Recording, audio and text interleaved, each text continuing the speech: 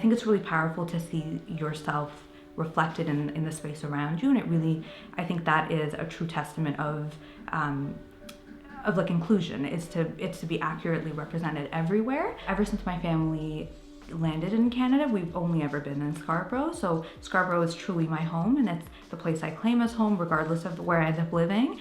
My name is Shafia, and I'm a community artist that does equity-based work in the form of murals and public art projects, installations, and street art and youth workshops.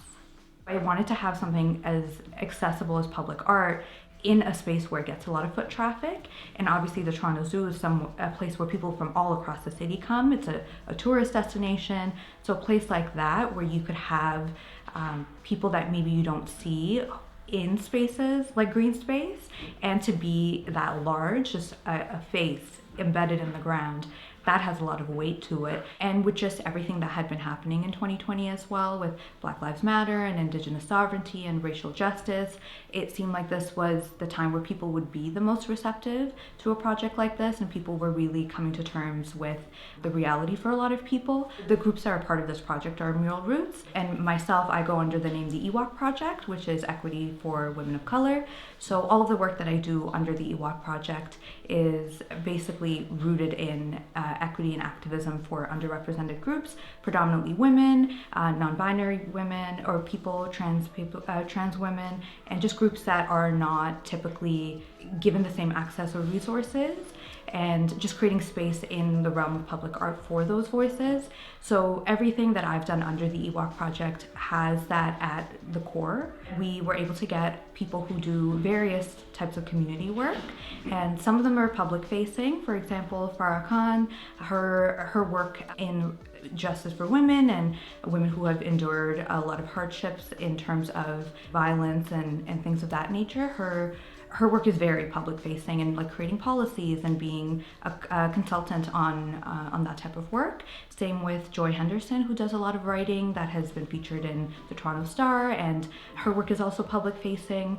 And Amreen as well, who was featured, who's super young, also from Scarborough. Her organization Hijabi Ballers is also very well known, especially in Scarborough.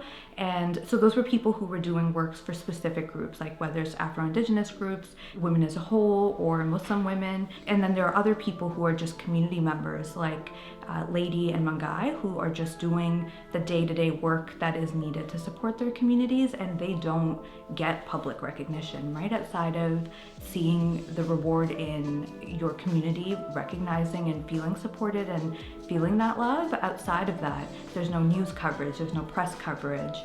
They're just doing the work that needs to be done because there is a gap that exists, and they're just filling that gap.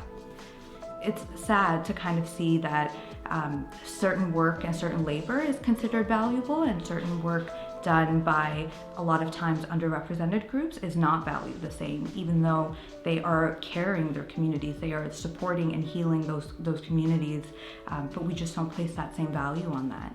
Through painting this project, I really felt connected to them, and then to see them see it and just being so happy and feeling like they were seen, I think that meant a lot to me. It just made me feel really good to see that type of representation in a public space, and then to see them feel seen and feel heard. That was really nice.